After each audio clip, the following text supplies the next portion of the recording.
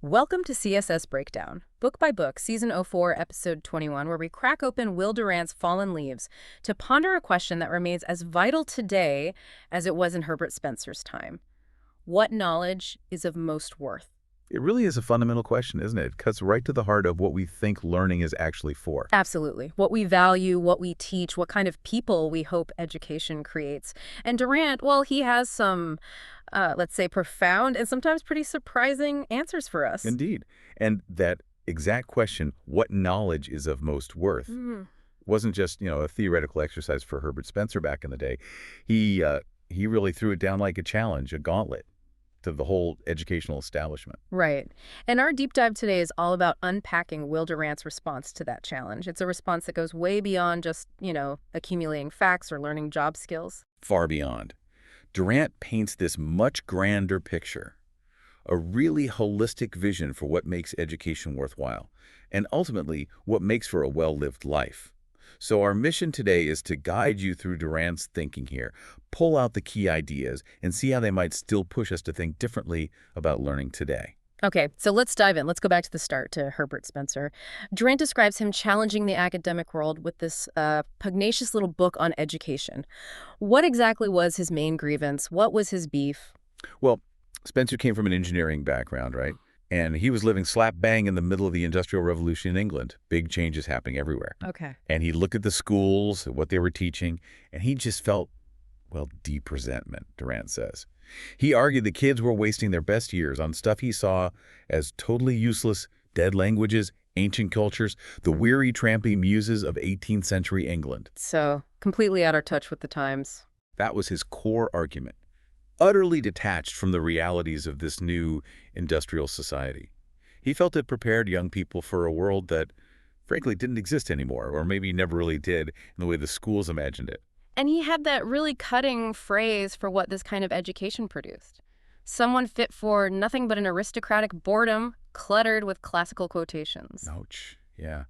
It wasn't just irrelevant in his view, it was actively creating these stagnant minds, people totally unequipped for the real demands of a rapidly changing world. It's almost a class critique, isn't it? A shot at the old guard. It really sounds like it. Precisely. Spencer was seeing this new middle class rising, merchants, engineers, factory owners, and the machines. They needed skilled people to run them, to design them, competent people. Right, practical needs. So he wasn't just complaining, he was pushing hard for a massive shift. He wanted schools to prepare people for modern life. And for him, that specifically meant grounding them in the problems of technology and trade. Pure utility, then. Practical application above all else. That was the heart of it. A pretty radical utilitarian view for the time. Education should be about doing, building, solving practical problems, not just sitting around contemplating Greek verbs or Latin poetry. And his ideas clearly struck a chord. Durant mentions he wrote with such clarity and power, and the spirit of the age was so much with him that his side basically won, even before he died. It wasn't just some small academic debate. It caught fire, became a global thing, really changed how entire nations thought about education. So it spread beyond England. Oh, absolutely. Massively. America, Durant notes, really embraced it, maybe because they didn't have those centuries-old European traditions holding them back. It fit that sort of can-do, practical American spirit. Okay. Germany, which was industrializing incredibly fast, applied Spencer's ideas with characteristic thoroughness, built up this huge technical education system. Right. Japan, feeling the pressure to compete globally, jumped into technical training with what Durant calls immoderate zeal, almost like they were desperate to catch up. Still a sense of urgency there. Definitely. And even Russia, Durant observed in his own time, was following a similar path of feverish industrialization in its education policies. Across the board, the driving idea was crystal clear. Knowledge is power. Practical, technical knowledge equals national strength and prosperity. It's quite a story of transformation.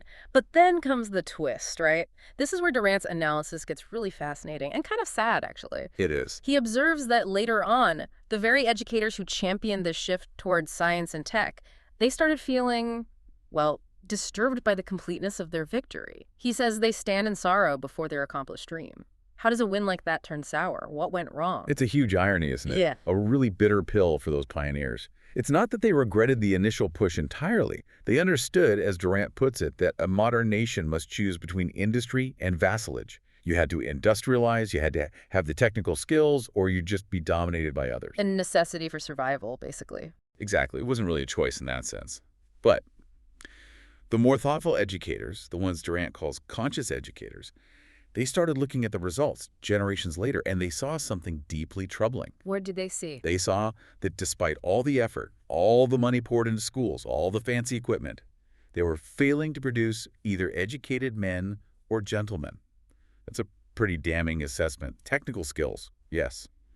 Well-rounded human beings, apparently not. And the bigger societal problems didn't go away either, right? Durant points out that all this focus on science and tech has not availed to diminish political corruption, sexual irregularity, or violent crime. Precisely.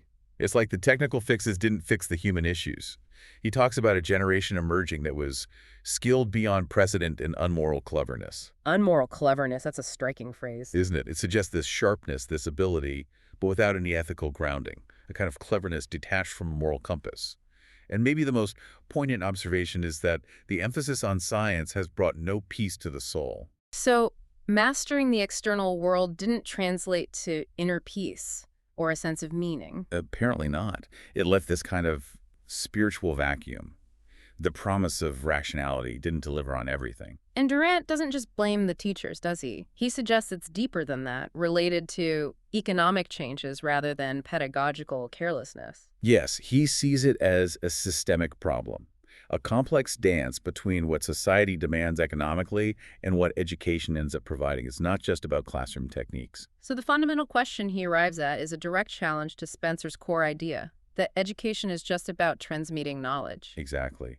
Durant asks, point blank, is it? What education is of most worth? He's forcing a reevaluation of the entire purpose. And that really prompts a question for you listening now. When you learn something, are you just after the information, the skill? Or is there something deeper you're hoping for, something more transformative? Okay, so if Spencer's practical utilitarian view led to this sorrowful victory, what's Durant's alternative? What's his vision for an education that is truly of most worth? It's obviously much bigger than just job training. Oh, much bigger. His definition is beautifully simple but incredibly profound. He says, education is a perfecting of life, the enrichment of the individual by the heritage of the race. Perfecting life. That's huge. It is. It's not just about what you know. It's fundamentally about who you become as you engage with all the knowledge, art, morals, and skills that humanity has built up over centuries. It's about growth, refinement, connecting to something larger than yourself. And he breaks that down into two processes, right? Yes, two key parts working together. First, there's the transmission. The race transmits to the growing individual its profuse and accumulated heritage. All that stuff. Knowledge, techniques, morals, art gets passed down. Poured in, you might say. The receiving end. Right. But then, crucially, there's the second part. The individual applies this inheritance to the development of his capacities and the adornment of his life. It's not passive. You have to take it, digest it, use it to grow, to make your life richer, more meaningful. So it's an active transformation. Exactly. He says, as you absorb and apply this heritage, you're transformed from an animal into a man, from a savage into a citizen, and potentially, if you digest it well, from a simpleton to a sage. It's this upward journey of becoming more fully human, more wise, more capable. He really emphasizes the stakes here, too. He warns that if this process of transmission and absorption gets interrupted, even for just half a century, civilization would end. Our grandkids would be more primitive than savages. It's a stark warning, isn't it? It elevates education from something merely beneficial to something absolutely essential for the survival of civilization itself. It's the glue holding it all together, the engine driving it forward. That really frames his specific recommendations later on. He sees education as having this immense, almost sacred responsibility. Absolutely. It lays the foundation for why he makes the recommendations he does. It's not just about curriculum choices. It's about preserving and advancing humanity. And it pushes us to ask, okay, if the stakes are that high, what elements are truly non-negotiable for this perfecting of life? What absolutely has to be part of it, beyond just the usual academic subjects? So given that grand vision, where does Durant start building his ideal education? What's the first pillar? He starts, perhaps surprisingly for some, with the body. With health. He calls it the primary condition of life and the strongest root of happiness. Before anything else, he wants children abundantly instructed in the knowledge and care of their bodies. How serious is he about this? Because, PE and health class are often seen as secondary, maybe even expendable. He is dead serious, radically serious, even for today. He proposes making health education a required course in every year of schooling from kindergarten to PhD, Every year. every single year, for an hour a day for 15 scholastic years. That's an incredible amount of time. Wow. Why such a heavy emphasis? He sees the body as the visible form and organ of the soul. There's this deep mind-body connection for him. Physical well-being is intertwined with moral and spiritual well-being. He even quotes the saying, "Cleanliness is next to godliness," and adds, "It is difficult to be vicious when one is in perfect health." So good health actually supports good character, in his view. That's the strong implication. It's the bedrock. He even imagines doctors doing preventative medicine right in the classroom, teaching kids how to stay healthy to avoid needing surgery later. He talks about dentists teaching diet to prevent decay, not just fixing cavities. Thinking long-term, preventatively. Exactly. And dietitians, once they agree on the basics, he humorously adds teaching nutrition consistently to help people cope with modern, sedentary life. The sheer commitment is what's striking. His conviction is clear. I would teach health and cleanliness, first of all, and expect that all things else would be added unto them. So lay that physical foundation first. It's non-negotiable for him. Without it, everything else is built on shaky ground. Okay, so after establishing that sound foundation of health, what's the next crucial element for Durant? Character, the formation of character. This is where he really pivots away sharply from Spencer's focus on just intellect and skills. He's digging into the moral and ethical core of the person. And how does he think schools should cultivate character? It's notoriously difficult to teach morals. He acknowledges that. He says, morals and manners cannot easily be taught, but they can be formed. Yeah. And the key, the teachers themselves. The role models. Precisely. He'd urge school boards to choose teachers not merely for their technical competence, but for the influence which their personalities, their morals, and their manners might have upon the children. He believes the presence of a gentleman, defined as someone continuously considerate, acts like a mystic magnet on a child's developing soul. So character is caught more than taught. That's very much the idea. It's about absorbing values through presence, through example, not just through lessons or rules. Now, he then makes a suggestion that, well, definitely raises eyebrows today. Separating boys and girls during school hours, with men teaching boys and women teaching girls. Yes, that's a point we absolutely have to address carefully. It feels very jarring to our modern ears, and rightly so. How do we understand that in his framework? It clearly reflects the gender norms and anxieties of his time, the early 20th century. He even speculates, and this sounds quite strange to us, that educated women were less likely to have children, partly because they were taught by women who, due to economic pressures or societal rules, weren't mothers themselves. He seemed to value a maternal influence for girls and a gentlemanly one for boys. So it's tied to specific ideas about gender roles back then. Exactly. While the specific recommendation about separation and teacher gender feels completely outdated and problematic today, his underlying emphasis, perhaps, is on the powerful influence of role models who embody the virtues he valued for each sex within his societal context. We have to acknowledge the historical lens here. Okay. Moving beyond the classroom structure, he grounds morality firmly in the family, doesn't he? Very much so. He sees the family as the biological root of morality. He'd base moral instruction on deliberately exalting family life. He even controversially suggests restoring the ancient stigma on choosing not to marry and promoting marriage at a natural age. Seeing children as a debt to the race. Our payment to the race for the heritage of civilization is his phrase. Strong stuff. The cornerstone for him is filial piety, respect for parents and family. He believes a good son makes a good brother, a good father, a good neighbor, and a good citizen. So family virtues ripple outwards. That's the idea. The loyalty, care, and responsibility learned in the family become the model for broader social cooperation, for mutual aid in the community and nation.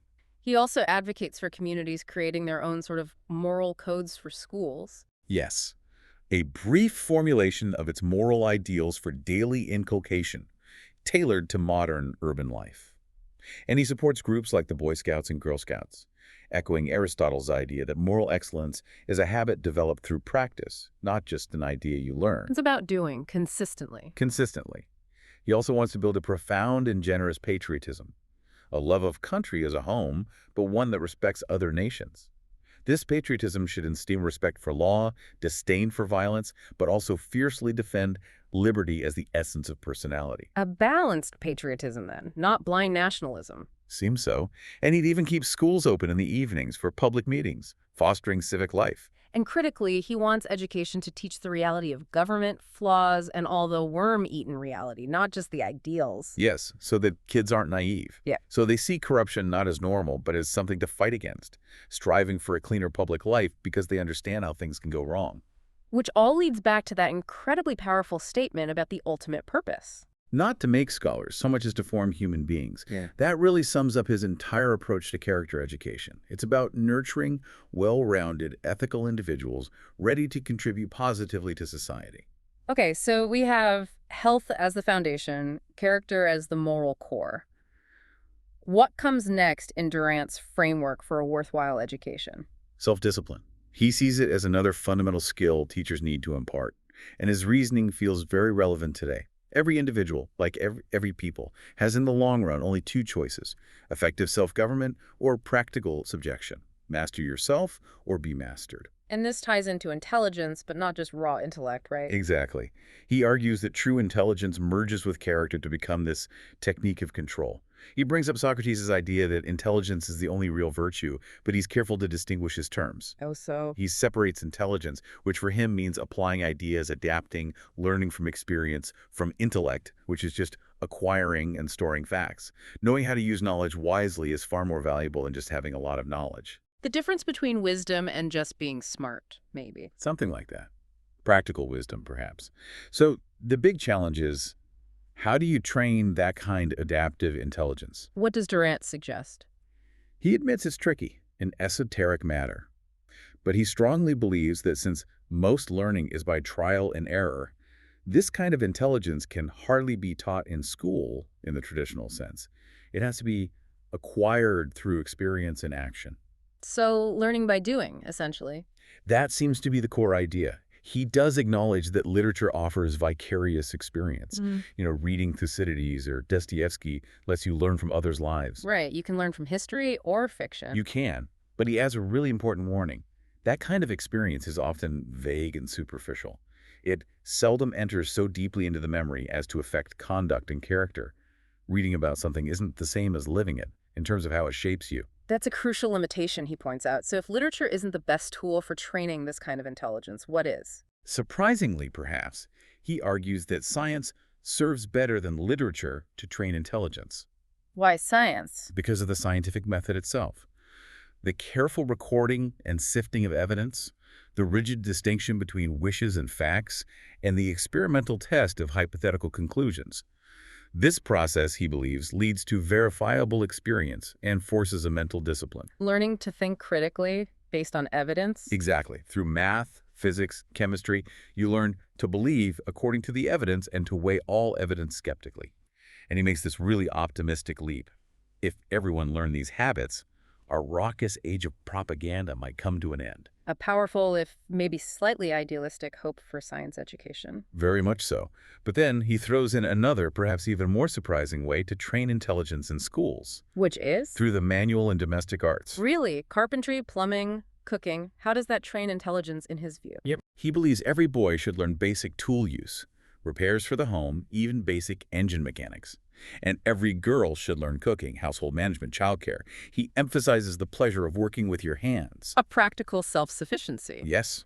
And he adds, echoing ancient wisdom, that even a scholar having a trade can protect their intellectual independence. It saves them from having to sell their conclusions for an income. It provides a safety net and grounds them in practical reality. No, he also makes that very direct and, for us, quite controversial statement about female education here, tying domestic skills directly to a woman's success in life and marriage. Yes, the good pies do more for monogamy than all the languages line. It's certainly one of his most frequently quoted and most problematic statements for modern readers. How do we approach that? It seems to dismiss academic pursuits for women entirely in favor of domesticity. Again, we have to see it through the lens of his time and his emphasis on strong families as the social bedrock. For him, within that framework, domestic competence was the most valuable knowledge for a woman's societal role, as he perceived it then. It linked directly to his ideal of stable family life. So while the specific gendered application is unacceptable today, The underlying principle, perhaps, is about equipping people with the practical skills needed for the life they are expected to lead, and finding value and dignity in those practical skills, whether domestic or manual. The challenge is separating that potentially valid point about practical skills from the deeply dated and restrictive gender roles he attaches it to. right, so pulling this section together, Durant sees health, character, and this practical adaptive intelligence as the core components for controlling ourselves and our lives. They form the basis of a free personality and are the primary goals of education. Exactly. It's about building this foundation of self-mastery. But that raises the next question, doesn't it? Once you have that control, that foundation, what do you do with it? Mm-hmm. How do you actually enjoy life and understand it more deeply? Education isn't just about discipline. It has to be about more than just control. It needs to lead to flourishing, to joy. Precisely. And that's where Durant pivots next. He starts this section quoting Goethe. Personality is everything, but then adds Goethe's warning. Limits are everywhere. That feels like a key transition. It is. It signals a shift from focusing on control to focusing on acceptance and appreciation. Durant argues education must teach us not only the technique, but also the limits of control and the art of accepting those limits graciously. Accepting limits graciously. That sounds like wisdom. It does. He adds, everything natural is forgivable. It's this call for maturity, for acknowledging the things we can't change, suffering, death, human imperfection, and finding peace within those boundaries rather than raging against them endlessly. So it's moving from striving to Yes. appreciating. In a way, yes. From mastering the self to exploiting life's rich possibility of enjoyment. It's a beautiful shift. How do we find joy within these limits? Where does he suggest we find this enjoyment? First, in other people, human beings around us. We have to learn to love them, he says, even knowing many will be difficult. Gadflies.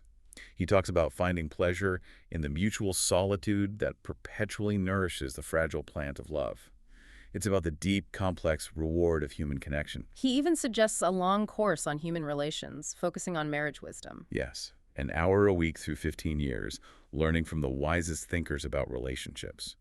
A real deep dive into connection. Then he turns to nature. As the greatest source of our pleasures and pains, he wants kids to see both the terror and the beauty, the harsh realities like struggle and death, but also to be deeply sensitive to the loveliness or sublimity of the natural world. A balanced view, again, accepting the whole picture. Exactly. And he shares that personal regret about ignoring subjects like astronomy and botany when he was young, thinking they were just boring lists of names. Yeah. Right. He now thinks knowing the names, the details, actually enhances the enjoyment. Yes, that half-conscious pleasure of recognizing familiar things in nature.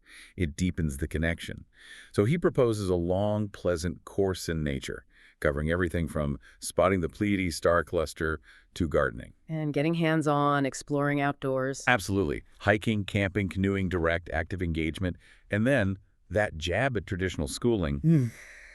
Give academic credit for sports, baseball, swimming, things that build more intelligence and character than all the conjugations of Greece and Rome. He really pushes back against purely bookish learning there, which leads us to his really controversial stance on foreign languages. Ah, yes.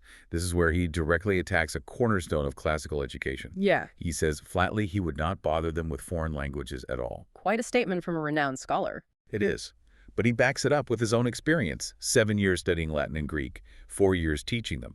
He recalls many hours of unnatural syntactic pain and argues they rarely helped him truly enjoy or understand the classics. He preferred good translations. So the effort wasn't worth the reward for him. For most students, he felt absolutely not. For modern languages, he says you don't learn them from books anyway. If you wish to learn French, go live with the French and throw the grammars to the grammarians. Immersive learning over academic study. His conclusion is blunt. There is but one decent thing for most of us to do with a dead language, and that is to bury it. Very blunt, but, and this is absolutely crucial. He doesn't want to bury the cultures. Exactly. That's the key distinction. After interring the languages, I would give to their living literatures most of the time. He actually found Greek culture richer once he stopped struggling with the language itself. Interesting. So spare the pupils the Greek language, but not Greece itself. Precisely. Study the civilization, its history, its art, its ideas, as a standard to measure and inspire our own.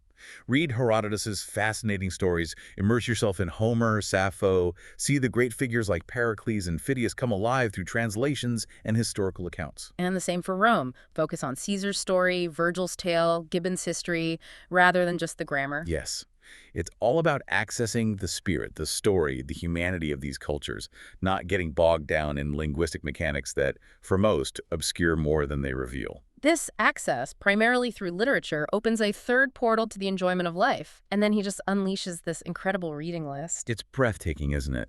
From medieval passion like Heloise and Abelard to Dante's Inferno, Omar Khayyam, the Renaissance via Simons, Machiavelli, Cellini, Vasari, then Montaigne, Rabelais, Cervantes, Shakespeare, Bacon, Voltaire, Milton, Rousseau, Johnson. Keep going. The romance. Byron, Heine, Shelley, Keats. Then into the great novelists, Hugo, Flaubert, Balzac, Thackeray, Dickens, poets like Browning, Kipling, Whitman, American classics from Emerson, Hawthorne, Poe, Melville, Twain, Thoreau. It's a literary feast. What's the goal of soaking all this in? To let an understanding spirit brood over us, he says. To know the worst and best of humanity, especially within one's own culture, like America in his examples.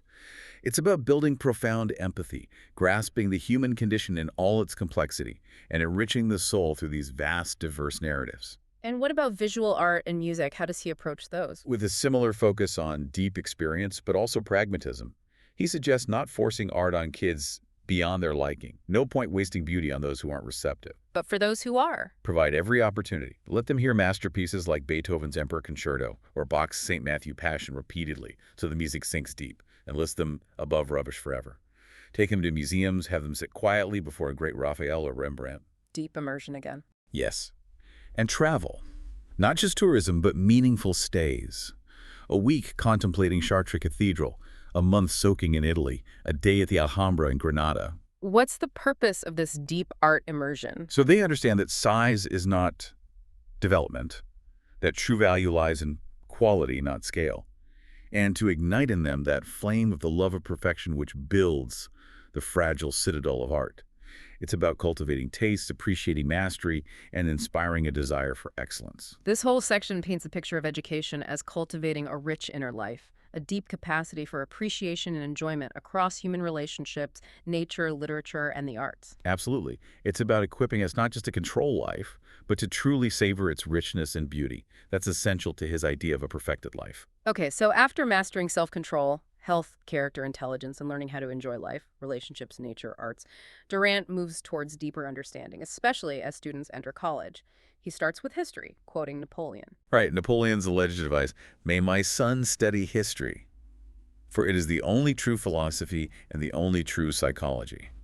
That's a powerful claim for history's importance. How does Durant unpack that? Why is history so crucial for understanding? He contrasts this with the other fields. Psychology offers theories about behavior. Philosophy often presents ideals of behavior. But history, it's the record, sometimes flawed, he admits, of actual human behavior. It shows us what people did, how ideals clashed with reality. He warns about biased historians, though. Yes, those hired by heroes to write flattering accounts. So critical reading is essential. But the core value is undeniable. No man is educated or fit for statesmanship who cannot see his time in the perspective of the past. Context is everything. Understanding patterns, avoiding past mistakes. Exactly. And he maps out a very thorough historical curriculum to build that perspective. Starting in high school, not with Greece and Rome first, but way back with Mesopotamia, Egypt, Crete the earliest cradles. A truly foundational approach. Then Greece, Rome, but also ancient India, China. A global view from the start, third year. Middle Ages, Renaissance, but also the great Islamic civilizations, medieval India and China. It's incredibly comprehensive. And this continues into college. Yes. First year, modern Europe up to the French Revolution. Second year, the age of revolution and democracy up to World War II. Yeah. Third year, American history starting with pre-Columbian civilizations right up to the present day. The goal being? To give the student this vast panoramic view from the first pyramid to the last election so they can navigate the issues of their own time with more intelligence and perspective. It's about informed, historically grounded thinking. Beyond history, what else does he see as essential for understanding life at this deeper level? Science, but viewed through a particular lens, not just facts, but a broad understanding of our place in the cosmos and the nature of life itself. So astronomy, geology, biology. Yes, understanding cosmic origins, Earth's history, the theories of evolution. But again, he prefers direct experience where possible, studying plants and animals in the field, maybe some lab dissection, but grounded in the living world. And he wants science to foster a kind of realism. A very stark realism. Understanding life is fundamentally about hunger and love, inequality and insecurity, competition and cooperation, elimination and selection, destruction and creation, bloodshed and tenderness, peace and war. Wow, that's unflinching. No romantic illusions there. None. It's about seeing life clearly, its beautiful and brutal aspects, its inherent contradictions. Facing reality head-on, with eyes wide open, he believes this scientific perspective fosters a certain resilience. Then there's philosophy, which he calls a pleasanter path to understanding, but he mentions Plato's warning about teaching it to the young. Right. Plato worried young people would just argue for victory, not truth, turn it into a game. So Durant suggests introducing it later, maybe in the final year of college. Yes, focusing on the history of philosophy, centered around the great thinkers themselves, making wisdom human, by exploring the lives and ideas of these figures. Using Plato's Republic as a key text. He suggests it could be enough on its own to show students how old our current problems are, how long humans have wrestled with the same fundamental questions, and how often ideals crash against human nature. Giving that historical perspective again. Exactly. And he wants students to encounter a whole galaxy of philosophers: Aristotle, the Stoics, Epicurus, Aquinas, Descartes, Spinoza, Kant, Nietzsche, all the way to thinkers of his own time, like Spengler. A massive survey of thought. Huge. And if the original texts are too tough, he suggests turning to great literature that embodies philosophical ideas. Sophocles, Shakespeare, Dostoevsky, Tolstoy, wisdom found in stories. So philosophy isn't just abstract logic chopping for him. Not at all. Even just knowing the names of great philosophers confirms that this deep inquiry exists.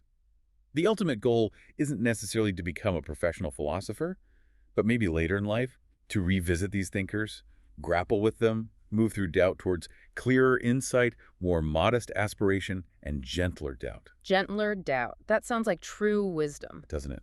And the final outcome he hopes for from this philosophical journey: a great sympathy for all the dreams of men, a loving understanding of all their harassed ways, leading to the peace and simplicity, the tolerance and catholicity of the sage. It's a beautiful vision of what understanding can lead to. Wisdom, empathy, peace. It truly rounds out his vision. Education isn't just about knowing or doing. It's about understanding at the deepest level, which transforms how we relate to the world and to each other. So it becomes clear throughout this that Durant sees formal schooling, college, as just the beginning, right? Not the end of education. Absolutely. He explicitly says these institutions just give us the tools and maps for studies that should continue throughout life. The real deep dive is lifelong. He mentions travel briefly, as long as it's deep immersion, not just tourism. Yes, receptive residence in foreign scenes can offer a valuable perspective, but not if it's just rushing around ticking boxes, quality over quantity. And he firmly believes vocational training, preparing for a specific job, should come after college, not during. Definitely. He wants those foundational years focused on the broader humanistic education, health, character, intelligence, enjoyment, understanding. The job skills come later. Which leads him to that radical suggestion of shortening high school and college to 3 years each. It is radical. Dedicate those first 15 years purely to building that physical, moral, and cultural background, then specialize.